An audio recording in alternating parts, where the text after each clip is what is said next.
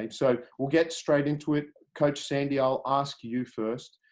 What are the strongest and weakest attributes of an Australian player, men or women? Can everyone hear me? Because my internet's telling me it's unstable. We can hear you, Coach, perfectly. Okay, and my husband's not here to help me out. Look, I think, you know, the Australian, you know, I coach obviously the Opals, and so I'm referring to a lot to that. But look, the strengths that Australian basketball players have, they're fundamentally sound. I think we have a great grassroots. I think we really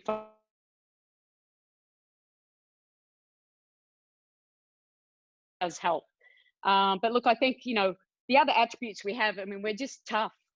You know, we've just got a lot of toughness. You know, I think we're great teammates. We're very coachable. You know, I have coaches obviously coaching over here in America. Everyone says we love the Australians. So they're just great teammates, and you know, they just do what they, you know, need to do to help the team win.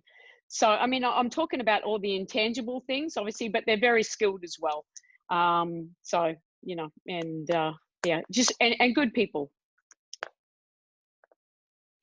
Fantastic. Thank you, Coach. Panelists, would anyone like to add on top of that? Jared, I think particularly pertaining to the women's game, I think our elite young players are really mature. You know, when they get to 18, 19, they've had a lot more basketball experiences than maybe their North American counterparts. So, you know, they've been playing against women. They've been playing, you know, in different settings. They've slept on stadium floors in camps and whatever else. So, you know, I know in the conversations I have with college coaches, you know, our kids go in as freshmen and they're like juniors or seniors because they've just had a lot more varied basketball opportunities. So that maturity is always something that the college guys talk about, how advanced they are in just the way they approach the game. Excellent. Coach Lange, I'll put a question towards you. How do you use film in your coaching delivery? All right. I struggle a little bit because I'm not quite sure what the delivery means, but I just take it in the direction of explaining how we use film in different ways to either facilitate our coaching or add to it. And in this case, I actually would like to share the screen so we can, if I can find this now, bear with me 1 second.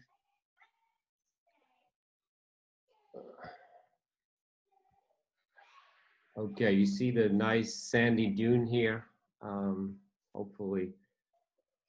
Okay, so basically there's 3 ways how we, and when I say we, I'm obviously, you mentioned that, Jared, with the Chicago Sky at the moment, but I'm also on staff with the Australian Opals and have been in many other situations. So when I say we, that applies to what we do here, but also what we do with the Opals. So the obvious thing, number 1, is no surprise. We use it for opponent scouts, preparing our team for an upcoming game in terms of defensive schemes and offensive schemes. And I will not show a whole video clip and blow up this webinar, but I will just show a little bit of a overlook on how the scout looks. And I've chosen here one we did against France just this February when we qualified for the Olympics. Second way we use it is for self-scouts or post-game edits, where we analyze how we played a certain team or we're playing in a certain phase, and we use it to teach or re-emphasize or reiterate our concepts for our team. And I use a quick post-game edit I did when I coached the Russian national team in a game we had against Turkey. Then we use it for player development, and I just very recently have done an edit for Diamond DeShields here at Chicago Sky, who's one of the upcoming superstars in the WNBA, very young player, very dynamic, very athletic. And this was basically how we defined for her player development goals for the upcoming season. And in very rare occasion, I said only 3. This is for us the three basic ways how we use film. In very rare occasions, there's the fourth way, which we actually also used this February with the Opals. When we have very little time to introduce new concepts, then we use video to, for example, introduce a new defense, a new offense, or new concepts. And we actually did that quite successfully with the Opals, where we felt this February we needed a zone and we had very limited preparation time. So these are the four, or basically the three ways we utilize film. Now, film is very important, and it is especially nowadays where you can't run away from a camera anymore, a very important part of any team and player development. But I do think there's a lot of things that can go wrong when you do film. So I would like to point out a few pointers here for film sessions. So number one, we try to limit our net time to 5 to 7 minutes and the total time to about 15 to 20 minutes, just because attention span nowadays, as we all probably realize, is minimized, is less and less. So we really limit the time we spend in the video room, and we rather break it up in multiple sessions than having one session that lasts too long. We try to determine a focus or select categories, okay, rather than showing everything. So if everything is important, then nothing is. That's the kind of idea behind it.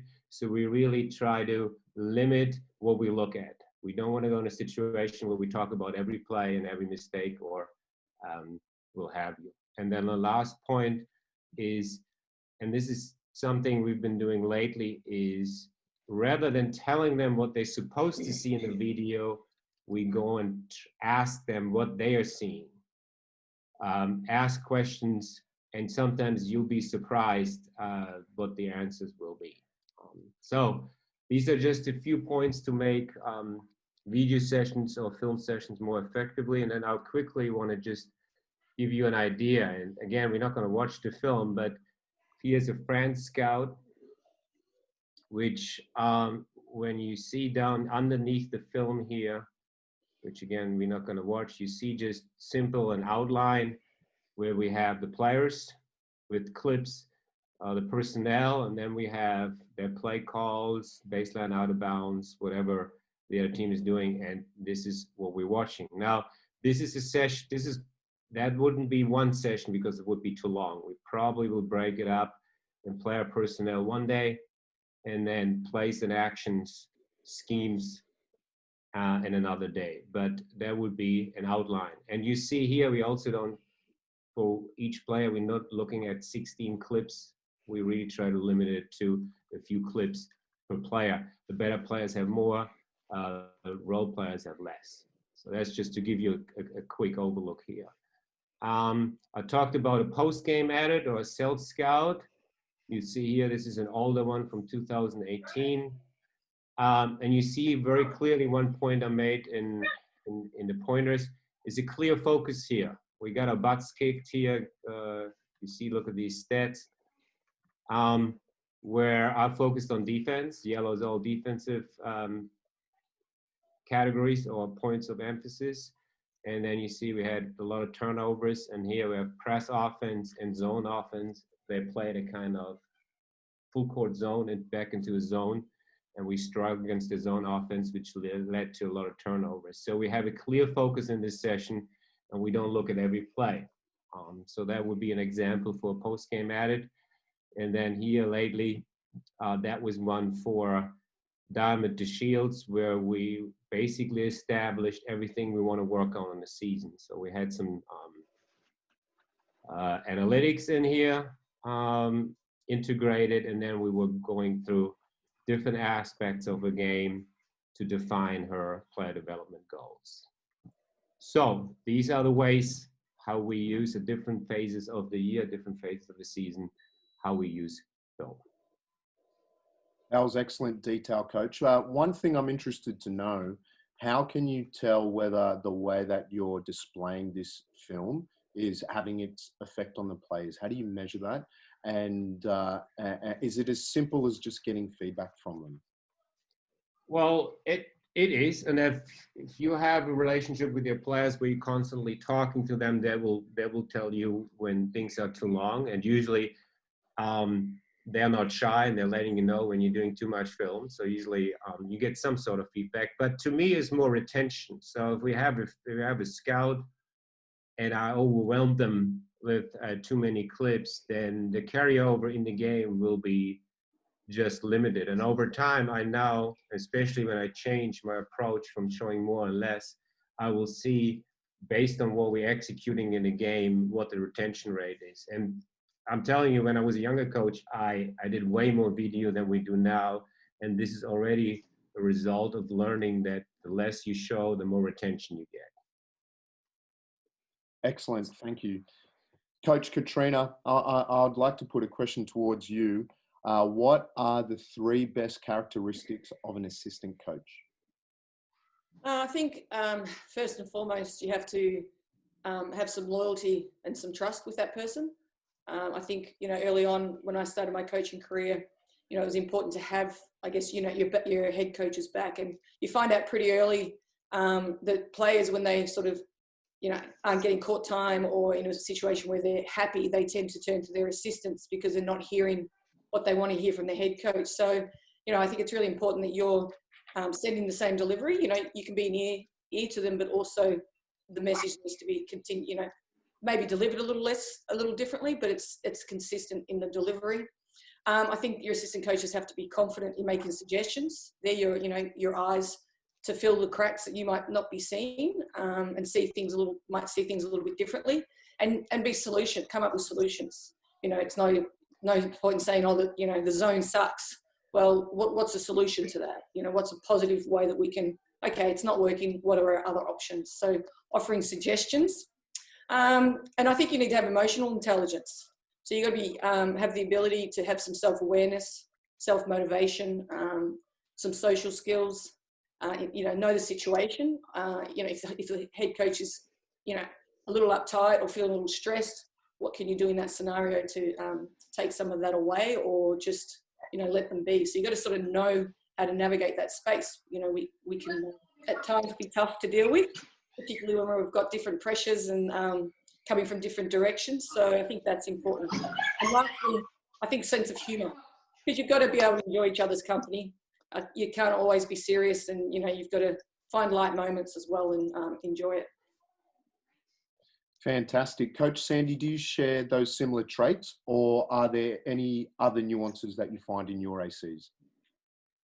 No, look, I think you nailed it there, Katrina, Froggy. But yeah, it's perfect. I mean, you always say you want the assistant coach to make you look good.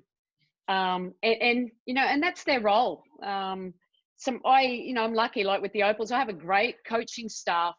And, I'm someone, obviously, I'm very well prepared, I'm very detailed, but I need people around me to have a bit of a personality, because I'm very outgoing and I like to have a laugh. I'm very, we're going to work, but we need to have a laugh, and we do that. So I know Gori's on here, but, Cheryl, Olaf and Chris, it's good when you have a common goal, but you can enjoy the goal together.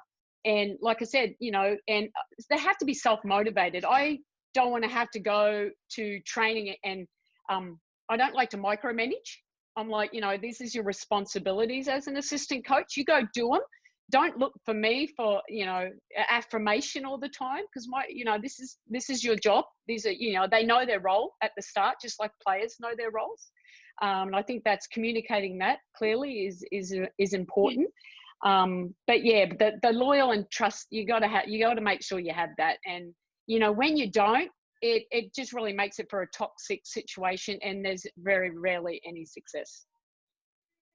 Fantastic. Coach Sandy, Coach Lange, I'll jump over to you, mate. What nations are growing powerhouses in the world of basketball, and what are they doing that's so different to get them there?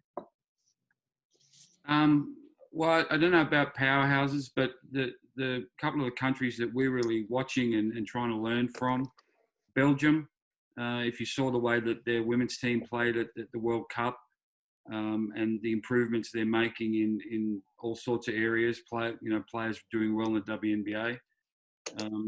they're great creative teachers. Their players play different. So we're trying to learn from them. Finland is another one, more so in the men's, but it's only a country of, I think 25 million people, similar to us, even if that. And they're producing players and great results. And of course, the one that probably impacts us the most is Japan. They're a scary black cloud just north of us in so many ways. But I think all those people are, those countries are de-emphasizing winning at the youth level. And when I say that, they're not de-emphasizing competition. They're just de-emphasizing winning. They're making sure they're putting a focus on producing players that are creative, great decision makers, whatever else.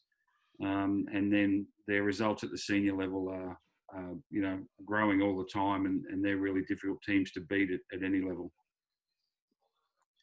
Coach Olaf, with your experience within that continent, are there any other countries that you would hold highly in that regard?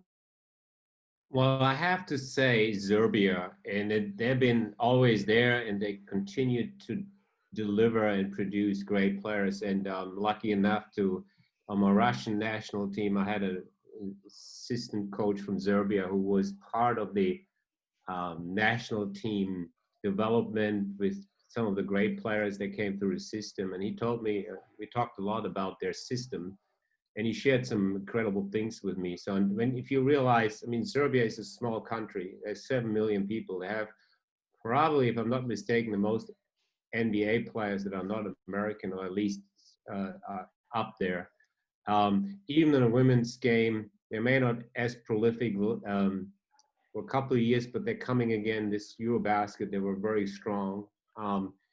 And they just have a curriculum from the youngest ages for every age. Everything is detailed, and every coach follows the basic curriculum that they have. They have what most international countries have, no zone. We know that. But most importantly, which is a little bit of a surprise, they don't run any pick and rolls in their youth development. No pick and rolls. Everything is geared towards one-on-one play. One-on-one on both sides of the ball. And if you look at and skill development. So skill development and one-on-one. And if you look at them, their ability to penetrate and pitch, break their man down, and create 2-on-1 on the ball, and the ability to move out of it and then to play penetrate and pitch. I think they are one of the best countries who continue to produce great players with very, very little population. And if you look at their economy, you can't say they have money. It has nothing to do with money, because they're one of the poorest countries in Europe. So I have to say Serbia and add that. But I agree with Peter's selections. I know a little bit about Belgium too. I can only reiterate that, but I would like to add Serbia to it for sure. It'd be interesting to find out what your view on this is, Coach. How did Serbia manage to get all those coaches bought into the curriculum? Because I can imagine there'd be so many basketball coaches. How could we get them all on the same page? That is a very good question. I don't know if I can deliver the answer to that. It has to do a little bit of history. There was a very famous professor who started this all in the 60s, and Professor Nikolic. And he established a certain mindset that's just been handed down from generation of coaches, and all their coaches' education goes through national team programs. And as a country, they just understand that there's no other way, because there would not be a player in the big leagues or with other countries with 7 million people. They're very competitive by nature. Culturally, they're very competitive people, but they have just never lost their roots. And whatever Professor Nikolic put in place has always been re-emphasized and handed down from generation to generation. And I have to say, and this is a little bit, I don't want to be perceived as a negative, but I think Australia back in the days with the ITCP program had similar roots, and I still think Australia is not far off.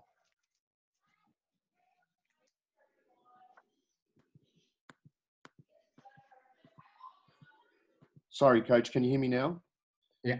We had a question from a coach. If Serbia doesn't teach the pick and roll, at what age do they start implementing that in there? Under 18.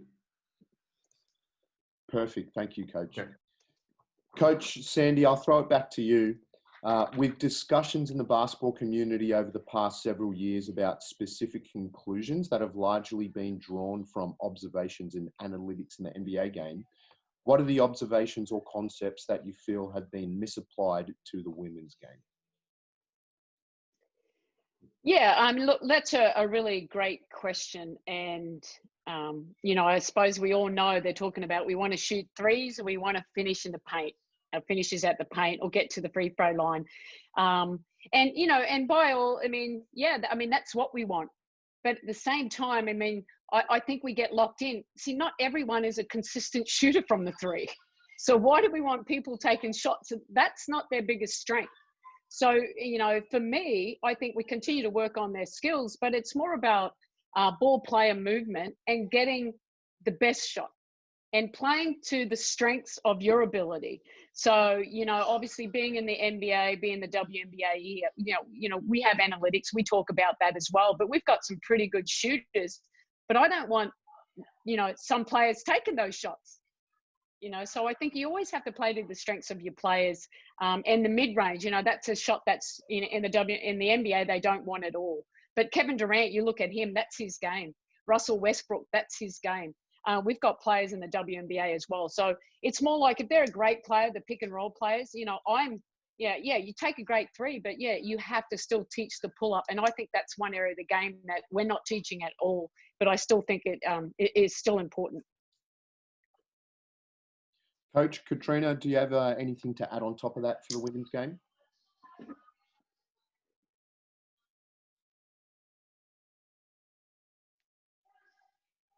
Frozen. I'll move it on to the next question while she gets us. I can jump in, Jared, for one. Oh yeah, sure, Coach. Thank you. Well, one thing I see different in the NBA, I don't know how many people follow this there closely, but the post up or the shot out of the post up in the NBA is one of the lowest efficient shots. So this is why nowadays you don't see a whole lot of post ups anymore in the NBA. Up to moments where you really question it. I remember watching a game against Utah Jazz where Gobert, who's almost 7 foot, had a little guard on himself and he went to the dunker spot instead of posting his man. And the reason is in the NBA, the post-up game is a very low efficient game. I just did analytics for preparing for the Sky, and in the women's game, it's completely different. In the women's game, the post-up is among the third, for the 2019 season, is among the third best shot in the game. And I think this is a clear difference between the women's game and the men's game, that the post-up still has a time and a place and is one of our best shots. And Jared, just adding to that, we're talking about playing to the strengths of your personnel. We have Liz Cambage. Well, I want her close to, I want her on the block. We want the ball in there, not just as a scorer, but also as a playmaker as well. And last year with the Mercury, I had Dinah Trussy out really for the whole year. And she was our facilitator, playmaker, scorer. So I had to play a lot through Brittany Griner, and she was the best scorer in the league, but she also had high assists. So like I said, it's playing to the strengths of your players. And the post up is very big in the women's game. I agree with Olaf. Fantastic. Coach Katrina, can you hear us now, mate? Yeah, can you hear me? She's back now. Oh. I've given you my spiel. I thought you were all listening to the game. And then Olaf cut in and I'm like, okay, maybe my answer was wrong. You're stuck in the pose. I was like, my experience isn't quite there. But I just agree with what Sandy and Olaf said. And, I think, with the game changes again and, it's the stats change and they prove differently, then we've produced a bunch of players that can shoot threes or might be able to, do floaters in the key. But then all of a sudden we're back to a mid-range game and we're having to teach that skill set. So I think, the broader the skill set that you can teach and develop with your athletes, you've got the big picture. Fantastic. Look at Sandy's mid-range game. Bring that back. bring it back. Hey, I wouldn't have survived if it didn't in the mid-Marine games. That was my game. Exactly. But, you know, we always talk about too, you take the best shot, but you always want paint to great. You know, you want to try and get your 2 feet in the paint, and that's off penetration. And I think Australia, we do that quite well. And then getting those open looks, because it's like I said, we're trying to get best shots, and the best shots are the open looks wherever they are on the floor. Yeah.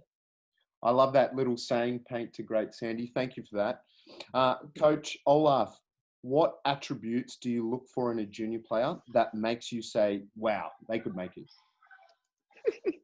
I don't know, but you would see. It's a very difficult question. I thought about this quite a bit because I don't think there's a cookie cutter answer, because we've been wrong about young players we think that would be great and then they're not, and then other players we thought wouldn't make it made it. So I can't say that this is really an easy question or easy thing to do to judge if a junior player will make it or not. But if I had to answer it, and I obviously do now, I'd say this. It's a combination of 3 things. It's obviously basketball skill, talent, or to have a broader base of skill. I use a Belgian player because Peter mentioned that. Emma Miseman, when she was young, I know her because I have friends that are very close to her. She was always very skilled from a young age. She could do stuff that in her age others couldn't do, and she is certainly not the most athletic player, but she had skill, she had finesse to her game, and that really set her apart. So basketball skill is 1. Number 2 is a good sense for the game, and or basketball IQ, although I don't know if we need to call it basketball IQ when they're young. They have to have a good sense for the game, and sometimes that just means they do naturally the right thing even if they don't know why they're doing it. Yeah. So the combination of basketball skill and talent, good sense for the game, and then I think the biggest one to make these first 2 work is a combination of work ethic and a growth mindset. And one book I want to advise all our coaches here, if they don't know it already, to read. I think it's a must read for any coach. It's called Mindset, The New Psychology of Success by Carol Dweck. I don't know, some may be aware of it. It's a great book. I think every coach should read it. And it talks about the difference of a fixed mindset and a growth mindset, and how it manifests in how they deal with daily work, how they deal with failure, how they deal with challenges, how they deal with mistakes. And there was a big study done on this book, pretty much lays out the results. And the biggest result is that anything is not fixed, anything can be developed, even something that most people would consider fixed, like intelligence, anything can, with the right mindset, can be developed. And I think if you have a young player that has the first 2 attributes and a great work ethic, but doesn't believe in his or her ability and that her horizon is set, then you will not get to the level you can get to. So I think the work ethic and the growth mindset is the catalyst to make the first 2 work. Coach Lano, in your experience, would you find very similar traits? Yeah, Jared, I think Olaf summed it up perfectly. And in the power of 3, those 3 things. The other thing that I would add is a creativity and a joy to playing. When I see a young player, and it's not like, I'm not saying they play like Pete Maravich, showing my age now, probably no one knows who that is. I do. But they just play with a great joy. Obviously all those things that Olaf said, but I think to be an effective player now, you need to be creative and play outside the box a little bit. Sandy has a great saying, sometimes you need to break a play to make a play. In other words, don't be a robot. Don't follow the script. If you see an opportunity, go and do it. And, we've got some young female players now. Shanice Swain is one young kid from Cairns. They just play with a joy, and it's just fun to watch. And I think that gives them a chance to be pretty good. Perfect. Thank you, coaches. Coach Sandy, I'll throw one back at you. How do you manage players at the end of your roster and getting them bought in? Look, I think that's quite easy. I make sure every player knows that they're special. Okay, not everyone, you know, you're being clearer and concise in your communication at the start of the year, and that's what it's all about. And it's about building relationships.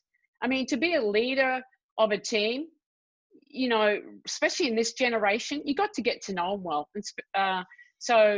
You know, build those relationships, and then make sure you're clear and concise with defining roles. Make sure they know what their role is, and have them buy in. And this is how you're going to help us have the most success, is by doing this. Rather, you know, be ready, regardless if you're playing 2 minutes or 10 minutes or 20 minutes.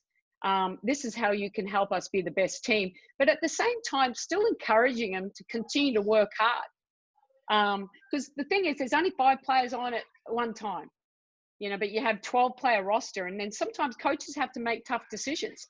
And I think it's for the coaches. Yeah, everyone wants to play. Okay. And it's more, we have to make sure that we don't forget about those players. You got to make sure that they feel special and they feel appreciated. Because, you know, we've all, you know, yeah, I mean, at times I was in that situation, but as long as I was, you know, I felt respected and I knew I had a role, I mean, you just bought into it, because it's a team game and we have passion for this game. So I think if we can the more we can communicate, the more that we can keep them engaged. And we talk about young players stop playing, you know, is that one of the reasons? Because we're not communicating to them and we're not keeping the joy there, the passion. Because without passion, I mean, what do we got? Coach Frog, have those strategies been very helpful for you as well? Yeah, I still think as a new probably coach at this level, that's an area I need to continue to work on and manage. You know, we're still semi-professional in Australia. So, you know, I've got assistant coaches who work full-time jobs, you know, where you can share the load with some things. You don't have that sort of luxury at times to be able to do that. So it is important, to make contact and know, you know, you spend a lot of time with your main players. You spend probably a little bit more time with the video because they're on the court, so you're providing more feedback. So it's important to get those individuals in. So, you know, you're still developing them, you're still investing in them, and they feel, again, back to that valued as an athlete, that you are still invested in trying to get them to a position where they may be getting more court time. And, you know, opportunities when you're traveling might just be walking next to them, you know, through the airport and just having a casual conversation to find out how their family is or what's going on at home, or, you know, little areas where that you just again connect and build that trust and relationship with them. So those right now are, you know, it's an area I still need to be better at. I realise, but I'm hoping to continue to become better at that. Frog, I'll keep the spotlight on you, mate, for this next question. What are your non-negotiable values you bring to every team? That I bring or I expect from my athletes? Both. Well, I think going back to what Sandy, I think you have to have passion. You know, we want to be prepared. We want to be organised. We're, you know, in a position where we've got careers in our hands with athletes, and we're trying to help them achieve their goals and aspirations as athletes. And I think we have to be passionate and motivated to help them achieve that. And I think, you know, I try to bring in an optimistic perspective, you know, an enthusiastic perspective, so that they feel encouraged to continue to keep working and growing.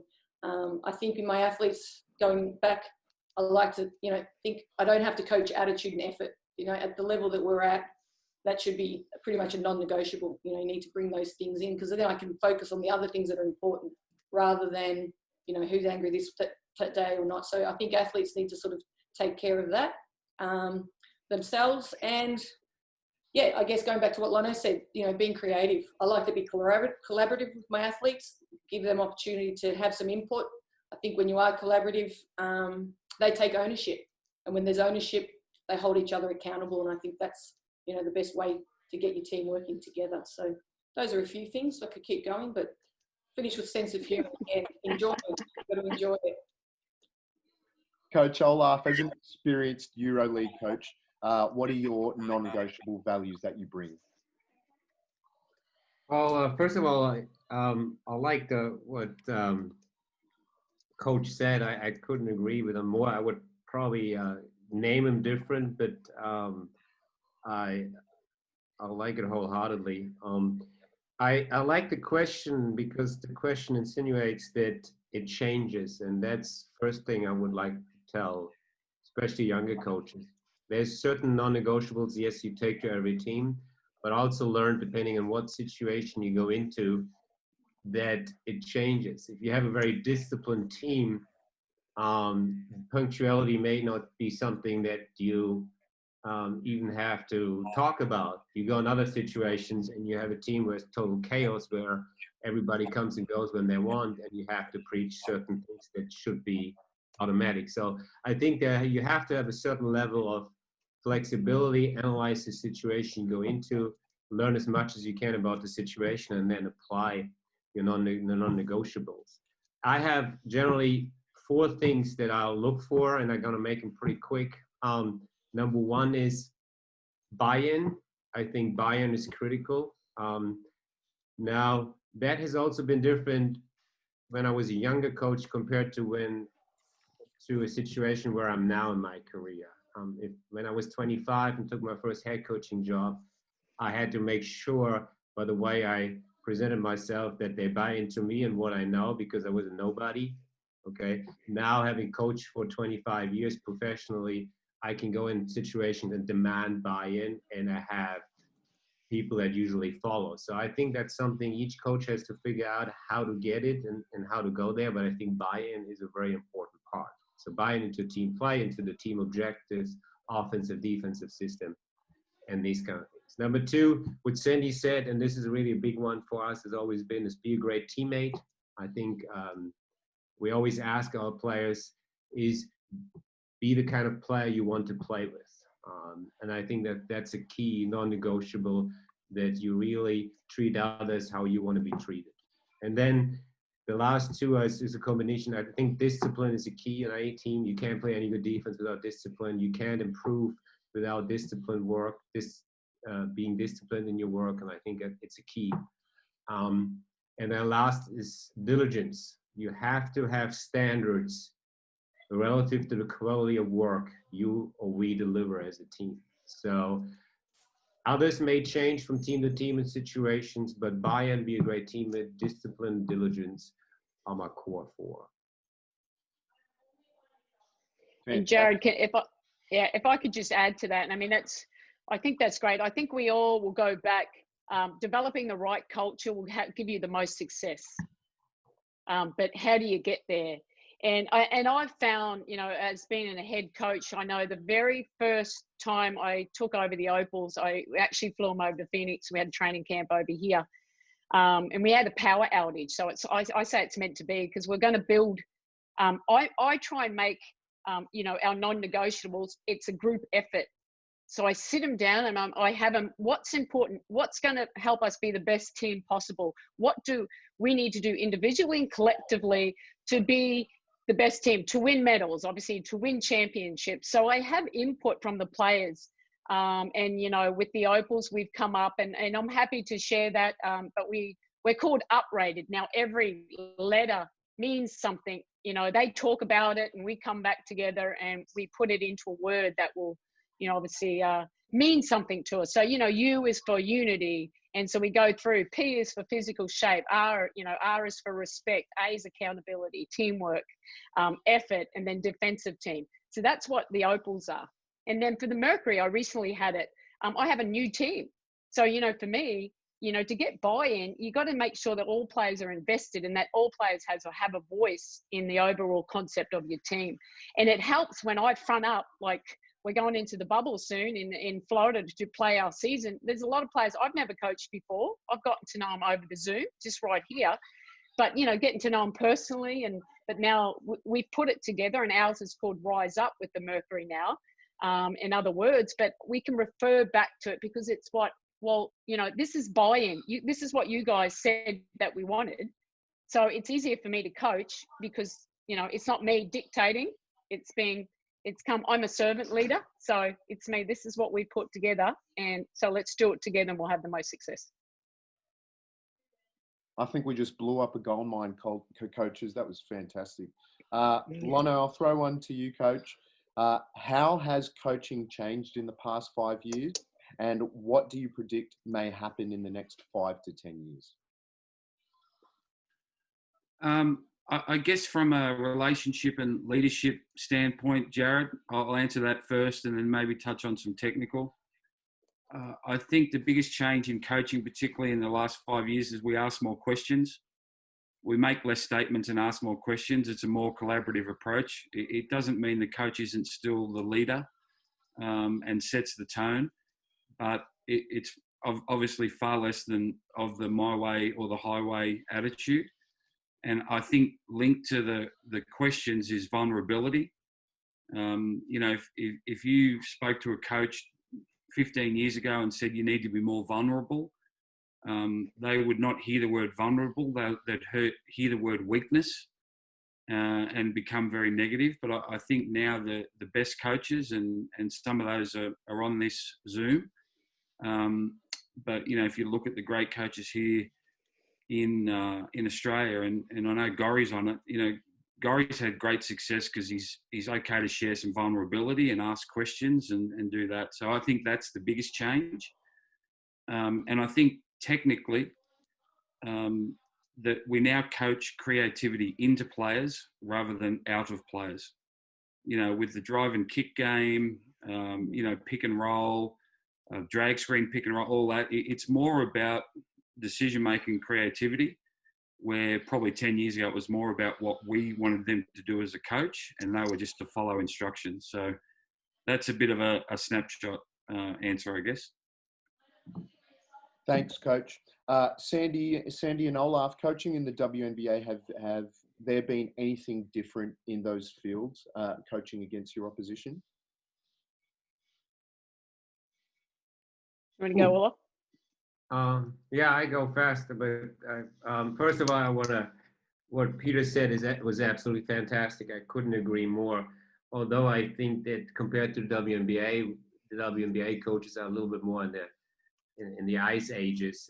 There's a little bit more of a still territorial approach, but I also think that they always, in terms of the profession of coaching, they're a little behind. They may make more money and have better players, but I think the way they're educated is behind compared to what I see in Europe, where I come from, or what I see in Australia. So I think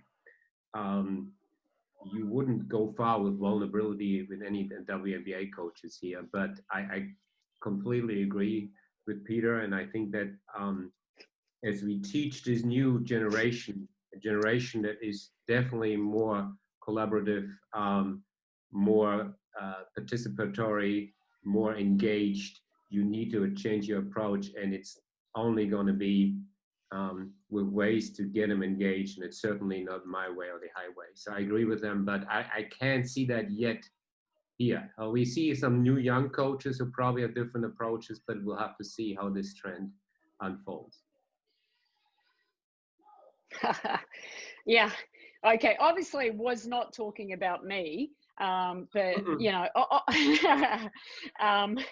look, I think obviously I've been in the WNBA since 1998 as a player, and since 2005 as a coach, and obviously you're coaching the very best players, and I think to get the buy-in is I'm a former player, and I really think that helped me because I've been where they are, so I can relate.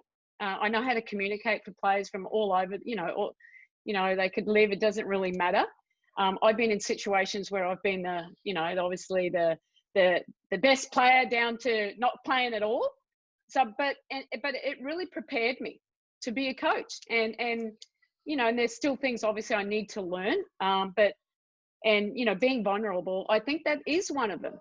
And I talked about, us putting my, culture. I say, how do I get buy-in? Is by getting everybody invested in it and letting them have a voice.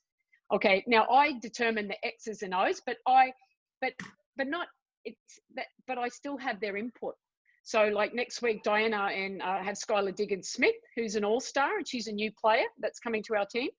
And like I've got the playbook together, and it's more like, okay, because I don't know Skylar that well. I know Diana, that So it's more like, okay, I want you guys to have a look. Let's sit down and what do you think about this? But I'm also adaptable in my coaching style. You know, I'm not a dictator. You know, in the back, this is what we're running and we're not changing it, even if we thought it was silly. You know, there's other ways that we could have attacked. You know, my philosophy is, you know, offensively, I love creativity. The system is in place. It's just some actions to put pressure on the defense, and then you guys decide what's the best action. But continue to move the ball. And then working on those 1%ers, how to set a screen. You know, that's a lot of times that's what I'm teaching too. You know, the real specifics of the game. You know, I think every WNBA coaches differently. Some are older generation. And even though I'm in my 50s, I probably started, you know, I have a different mentality, really.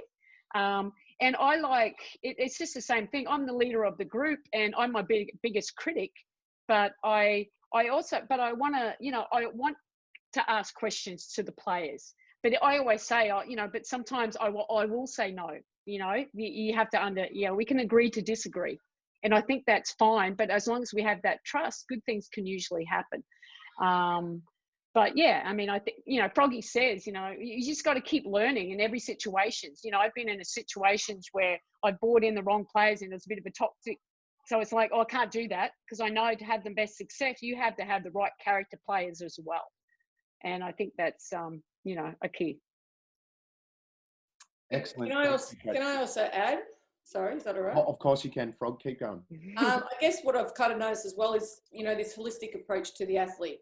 You know, they want to be valued as citizens on and off the court. And so respecting, I guess, what's just sort of happened with the Opals, you know, what their passions are and what their views are on certain things. So allowing them to have a platform to also express themselves as human beings. And I think it's important, you know, whether it's through changing things to do more yoga or Pilates, it's not always, you know, we're going to smash you on the court for 3 hours. It's kind of, you know, this new age athlete, we have to take a sort of a different approach to the holistic person and treat them as such is what I'm starting to see kind of is, you know, appealing to this next, you know, generation coming through. Thank you, Frog. Coach Sandy, what question are you most tired of hearing about coaching, and what would you like to say about it so you never have to answer it again? And I hope it's not been one of the questions we've asked you today. No, look, I know when I saw that question, I'm like, okay, that's an interesting one. Never got that one. So that's the first time for everything. But look, for me, you know, there's no silly question, you know, until, you know, it might be like, oh yeah, no comment, next one. But really it's more like, you know, everyone has an opinion. I suppose the question is more when, you know, reporters you talk to and they make a statement. It's more like, okay, is that, okay, yeah, well, whatever you said, that's what I say. So, you know, and, you know, I suppose my biggest, not even question, it's more when people compare too much. Oh, the men's game's like this, the women's game's like this. No, it's basketball for me. You know, same skills. You know, some of my players are more skilled than some NBA players, and that's a fact. You know, and Olaf can attest to that. Dinah Tracy shoots way better than 90% of those NBA guys. And so, like, I mean, I think that's the biggest thing. They've just got, you know, the men's like, oh, the men's game is so much more attractive. That actually gets me more angry than anything. So don't get me started on that one. So, because I think we should be appreciated as basketball players because we have the same skill set. We prepare just as much as them. Maybe we don't get as paid as much of them, but, you know, we're passionate and I think we play a really entertaining style of basketball. Coach Olaf, any thoughts on that? And what is your most hated question and how you would answer that? I really got nothing there. It's basically, I don't know if that's a media question. I mean, when I coached in Russia for UMMC, one of the biggest clubs in Europe, I had a lot of media questions that just made no sense, but the media was also uneducated and every now and then I got annoyed, but I really don't. I think any question is good. Obviously, if somebody asks a closed question, not an open question, trying to manipulate the answer, then I get a little bit ticked off and I may not answer it. There was a lot of questions for playing time and I usually don't discuss playing time. So I said, coach's decision, next question. In hindsight, we're always smarter. Sometimes I go back and say, oh, I just did it was just wrong. I should have played this player more, but I figured that out by myself. I don't need a journalist to tell me. So I don't really, generally with coaches, there are no bad questions. I think everything should be asked if it's important to them. With the media, well, whatever. Next question. Thank you, Coach. Coach Olaf, what is the biggest challenge you're currently facing as a coach, and how are you dealing with it? Well, I couldn't settle on one. So there's two things at the moment I constantly think about. Okay, and one I think I think all coaches have mentioned already. The one thing I constantly think about is how to improve decision making. I think that's the biggest thing we have to with the modern player, and then how the game has developed. Everything is more creative. How can we teach our players to make better decisions? And especially in a day and age where we have less time to work with our players and teams, and we have higher expectations to produce a result in less time. So decision making is a big thing. So I've been thinking about this daily, come up with ideas and put them to test. And lately, I think when I say put to test, obviously it has to do with drills, has to do with video work, has to do with talking to players. Nothing we haven't tried in the past, but I do think that the players are a little quicker learners. They may have short attention spans, but if the information is presented the right way, they'll learn quicker. So I think 2-on-2, 3-on-3 drills with decision making are very helpful. The other point I'm constantly thinking about, and that is just recently some reminders, and that is how to adjust my coaching to the mental challenges of the modern player. Because in my last 3 teams, and that includes current teams, without dropping any names, I have had experiences with mental challenges relative to stress or depressive episodes or performance anxiety more than in probably 22, 23 years before. So I'm trying to educate myself in ways in how I can directly or indirectly help them to process through, to get through these phases, how I can identify them, they're not always blatantly obvious, and how I can either directly or indirectly help them. So these are the two main areas I think at the moment that almost keep me awake at night. Coach Sandy, are you facing similar challenges in your line of work? Yeah, I think we're always, you're going in, for us, we're going into a new season. You know, there's so many uncertainties for so long. Will we have a season, number one? You know, at the first stage, it was like, you know, we have to sign players, you know, who are the players? That's always stressful in those situations. And then you get your team together, and then we don't know if we have a team. And then, you know, as I said, I have 6 new players coming in.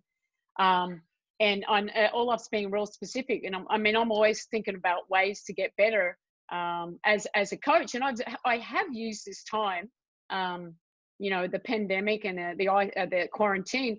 I've watched so many coaches' clinics. I've spoken to so many coaches, you know, Lono included. And just, I think it's an opportunity. I kept learning and, you know, just trying to find how can I be the best coach I can be and learn off others, whether it's trends all around the world.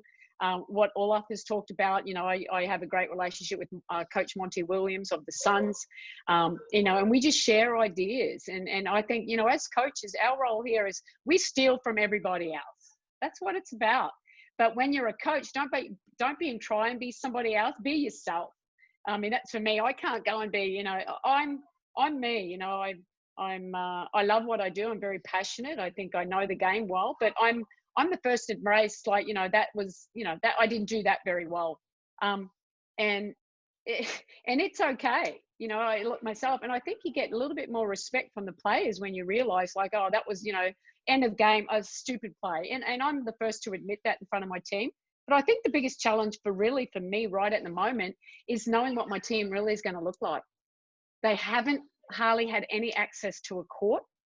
How we have like a 17-day training camp, and to get them physically conditioned and to build chemistry in a short period of time so that we can play at a high level to win games. Because you get to our level, it is about winning.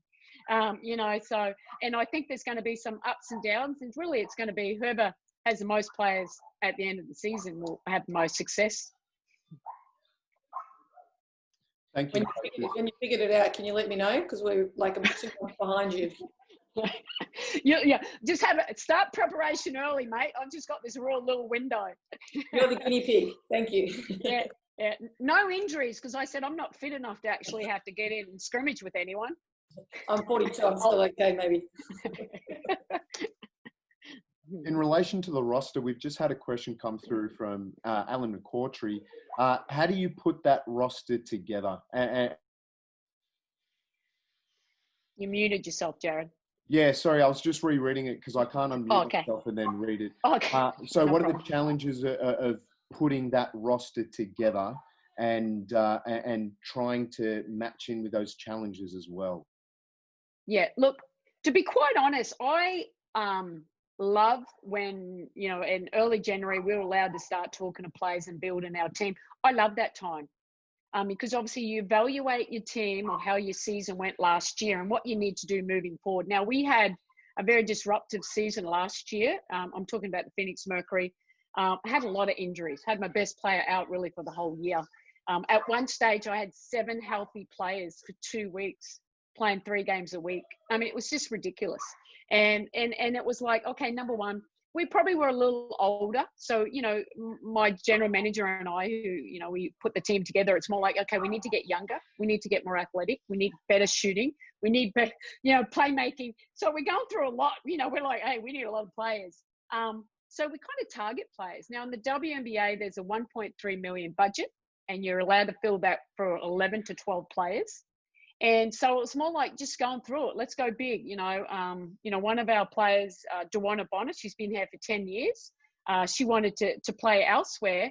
So, and, you know, we loved her, but we're like, yeah, probably a good decision for us. And so let's see what we can get. So it's obtaining assets back that were able to get Skylar Diggins-Smith, but she had to agree to come here. And that process of going to talk her and selling it, because we really do have a great organization. I'm the only head coach in the WNBA that's played. And that was of interest to her as well. And, you know, we take care of family, you know, those things that's how we reached out. And then once you get one, it's a domino effect going through. We made some other trades to fill our roster out. So, you know, it's really exciting. But I do a lot of homework. We don't just bring anyone in. You make sure that you find out what kind of person are they? You know, how do they handle if they're not playing much? How do they, you know, how do they handle adversity? Because you need to know that going into it. Now, that doesn't mean if we say there might be some like an asterisk against one, oh, you know, she's a bit of a, you know, head case. Well, maybe sometimes second chances, but I try and, you know, don't have more than one. You know, you can control that. So it's a fun process. I think we have a really high character team, very talented, but every team in the WNBA is talented. So I just look forward to getting back on court and getting to work. Thank you, Coach. Coach Lange, I'll start with you, and I'd love to get the thoughts of all the panelists on this. What has helped you get you to where you are, whether it be influential or effective, and what advice would you have for others who want to set off in a similar direction? Well, advice for those who want to follow a similar direction is don't. But I'll answer the first one first. I think the big thing that helps, in whether it's my situation or anyone's, is just expose yourself to a lot of different basketball experiences. You know, I had a non-playing background, so for me, I had to just get around people that could help me and teach me and show me. And I think the big thing is don't be a snob about that. You know, I learned as much from the 20-year coach of the under 12 bottom age boys at Frankston as I did from, you know, Olympic team coaches. You know, so that's linked to having great mentors and staying connected with those mentors. And again, when you think mentors, it doesn't have to be, Brian Gorgian. It can be someone that just connects with you and that just helps you grow yourself as a coach, not try and mimic someone else. In terms of advice, that's probably the big one. Just have coach girls, coach boys, coach men, coach women. I was fortunate enough coaching in the Seaball, coaching Queensland State League, coaching A-grade women's team in Darwin, and coach the under-12 boys in my hometown of 15,000 people. All that helps with your basketball library and your basketball experience. But as I said, I hope people are a bit more aspirational than to be like me. Maybe the other three are better role models. No, not at all. Frog, what helped you, mate? I think besides my good looks, sort of get you somewhere, and my good sense of humour, obviously. I agree with Peter. I think it helped that I had a playing background. I think for me, it was just opportunity. I ran into Grant Wallace, and I think Rachel's on here at the State Basketball Centre, and was looking for an opportunity to find a pathway into coaching. And he said, well, come do, big stuff for Basketball Victoria. And I sort of went through the junior level, which I think was important for me to learn how to be a better teacher of the game. I think if you teach young kids, you have to learn to teach the fundamentals. You have to, learn to communicate. It tests you, because, if you get athletes at the higher end, there's an almost expectation that they know a lot of stuff. So, you're back to your X's and O's a little bit. So I think that was great for me in my development. And then, say yes to opportunities. I was a high school teacher as well, so I was coaching boys and girls. An opportunity came to go to India for Basketball Without Borders. I went to work for the Junior NBA and lived in Indonesia and Vietnam. I've been with the Boomers in Melbourne, and now I'm in Sydney. So, I love adventures and learning in new cultures and seeing what's out there. And I think that helps me grow, not on the court as well as off the court as well as much. So I think those are some important things that I've done to help my pathway. Thank you, Coach. Coach Olaf, would you like to share your thoughts? Well, for me personally, the number one thing that helped me throughout my career, and it's helping me right now as I'm just being added to the staff here, is to coach individually, player development. It's been a cornerstone of my whole entire coaching career, and it helped me tremendously. It has given me jobs. It has given me opportunities. It helped me develop deep relationship with players. So I would encourage every coach to not look at plays and what zone offense can we run and what plays, that to become a better teacher individually. Because when you can teach players individually, you make them better. They realize you care about them because you invest the time with them. They know you can help them become better, and then in turnaround, they'll listen to you. And when you have to get after them, when you have to be hard on them, they will take criticism much better. So from when I started, I always had the foundation of doing player development. And even as a head coach, I would go one-on-one with players all the time and build relationship, and that would help my ability to coach them tremendously. And right now, I'm doing it right now again here in Chicago. I do one-on-one with every player, spend hours in the gym, build relationships, and I have no doubt it will help me in my effectiveness to later coach them when things have to be pointed out and players have to be held accountable. There's other things I could mention, but for me, that's been always the number one thing and always will be. Excellent point, Coach. Coach Sandy? Yeah, well, look, I think everyone had some great points there. But look, I suppose I gained a lot from my playing career. I was coached by many great coaches all around the world in the WNBA who, you learn things from. And, I retired at the age of 36, so I was a little bit older. But I gained so much, kind of knowledge and, what worked and that was good. And, that was a good drill. That was, you kind of stored it in your memory bank. But And, I think that certainly helped me in my coaching career. But look, also, and here's obviously Olaf's my husband, but he was also my coach in Germany.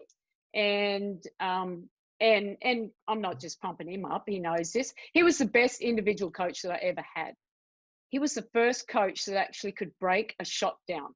So now I think, I'm a shot doc. I know how to make someone, a pretty good shooter just by changing their shot to sport, but more the biomechanics. And that was the first time. And it really amazed me that, I was 27 years of age. I could shoot the ball, but I couldn't shoot a three. And, it was just small adjustments. So, developing obviously that one-on-one, obviously we did develop that. We became husband and wife. But look, but he's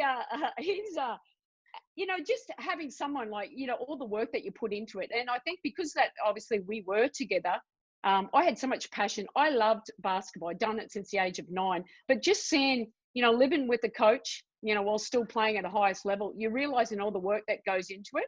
But so it kind of prepared me. But it also, I've learned probably the most from him because he's done it before me.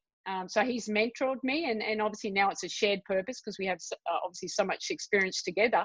And then it was just more about, I always, as a player, I got my first job with the San Antonio Silver Stars, just reaching out. And while I had played against Dan Hughes, he was the head coach at that time, and he still coaches the Seattle Storm.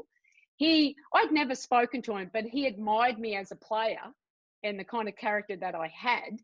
And he gave me a job, and it was great. And I'm forever grateful for that. So, I went straight to the pros and just allowed me to grow. So I always, we've got to keep learning from each other. But it's great to have mentors. And I think, look, I've learned, and to be quite honest, Lono, I love just listening to him because he has so much knowledge and he watches so much basketball.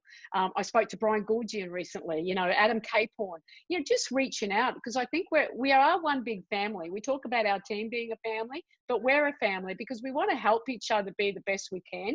And we're not like, we want to share things. What was good, what wasn't good, how do you develop this? And I think that's how we get the best out of everybody. And that's what I've really liked, having access to watch a lot of individual coaches. Olaf, I think, is one of the best individual coaches. I've got a really good one on my staff now. Sometimes I sit back and watch, even though I've done it for so long, because there's so many new things coming in. So that's been great for me. But keep reading books. But just being, you put the work, you get out what you put into it. So if you got the passion, follow your passion and just do your best every single day. Now, sometimes your best doesn't always relate to winning, but you just got to keep pushing and stay the course. Thank you for sharing that, coaches. We're going to begin wrapping this up. I'll keep it to 2 more questions and then I'll shut it down. Coach Sandy, a question for you.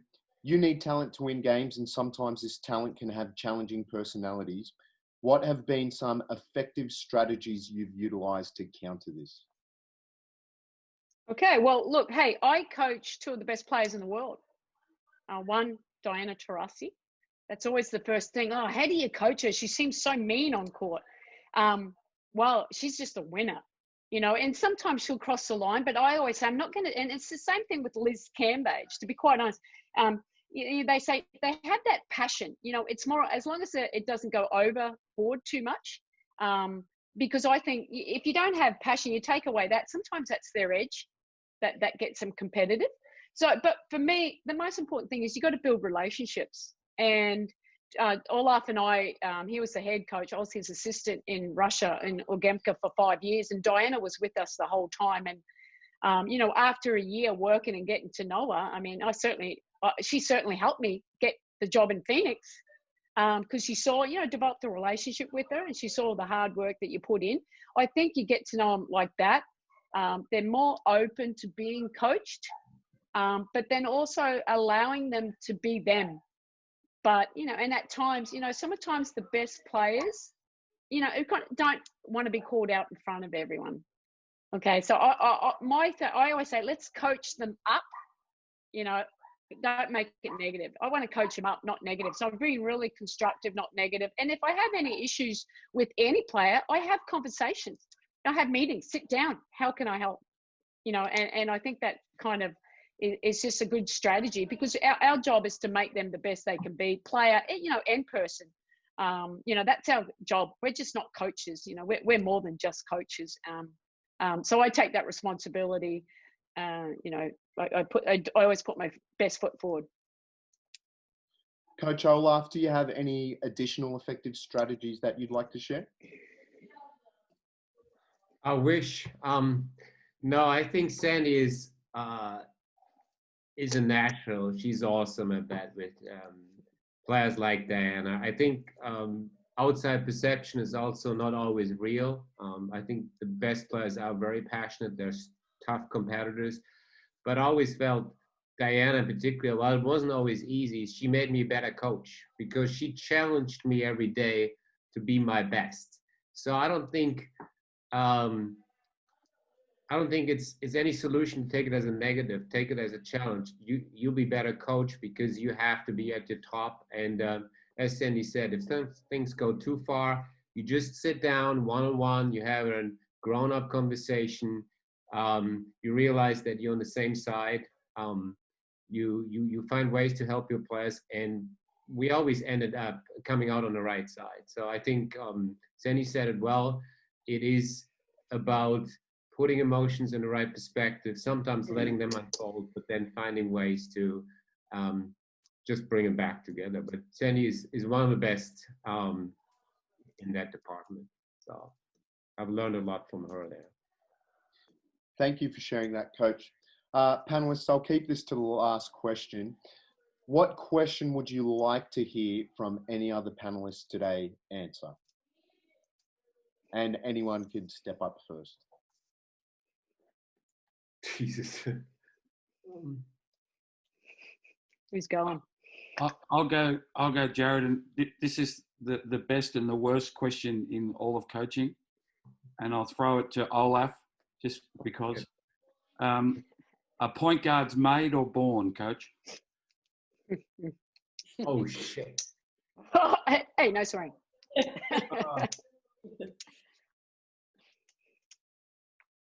Wow. Good question, Lano. That is a good question. A shooter, that'd be easy. Shooters can be made; they're not born. A point guard, to some extent, they're born. Yeah, I don't think that's an easy. You have to have a certain set of mental qualities. You have to care about other people. You have to be able to handle your own game and still think about what other players need on your team. So you need a mental capacity that just most players don't have. You have to think the game tactically. You have to communicate. I mean, there's so many things besides skill that are needed for a great point guard. And I think that's also why we're seeing less and less point guards these days, because it's all about, scoring, drills, moves, and shooting. And in the whole process, it's forgotten that the mind frame a point guard plays in is one of the hardest to accomplish, because you have to play your own game, you have to find your own rhythm, but then you have to make sure the whole team is in rhythm. You have to know who needs the ball where. You have to think for others, and from a mental standpoint, it's a very, very difficult position. So my answer would be, if I have to go black and white, is they're born. We can help it, but they're more born than made.